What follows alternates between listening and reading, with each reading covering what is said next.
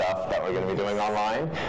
There's a lot. Tell us about right now. There's a lot of stuff that we're doing that we think really makes that online experience just more robust, more fun for fighting gamers.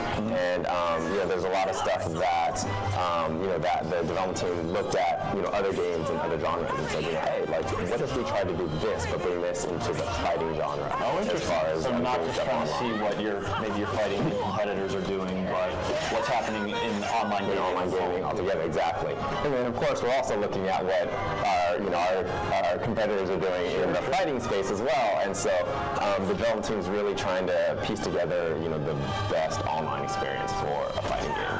And one of the things that the development teams do, as well as what we do, is we make sure that we're reaching out and trying to hear out what the communities are actually saying. Because even the previous games, like they're continuing to play Soul Calibur 4, and they're very vocal about everything in the game. So we make sure to hear them out, and we should express all emotions and all feelings about how they feel about a particular thing, and we always put that into place, and we just want to make sure that that's on the table.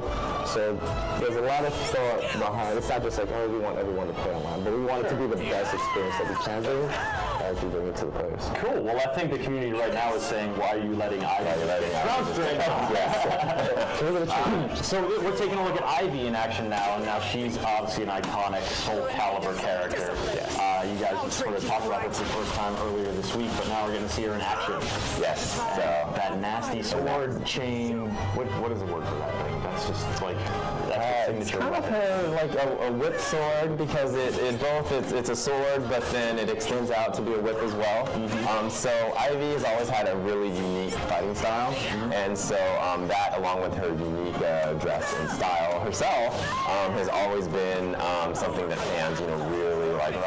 Like Ivy, cool character, and one thing with her gameplay, so Ivy was always a cool looking character, but Ivy was pretty hard to use. She was definitely one of those characters that if you picked up the game as a novice player and tried to pick up Ivy, she didn't come as naturally to either a button masher or a novice player as some of the other Soul Calibur characters. So she was definitely a character that you need to be experienced, more practice, exactly, to be able to play.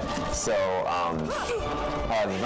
Rich seems to have had some practice here. Yes. So the dev team looked at Ivy and wanted to keep a lot of her iconic attacks, but at the same time made her a little bit simpler to use. So that way, if you really like Ivy, you want to pick her up and play, you'll still be able to unleash some really cool attacks without anything too extremely difficult.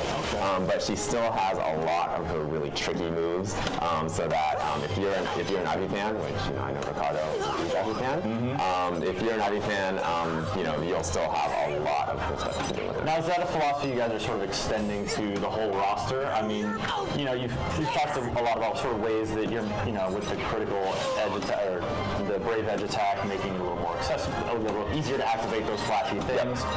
Making Ivy's moveset a little bit, easier to do, more powerful stuff.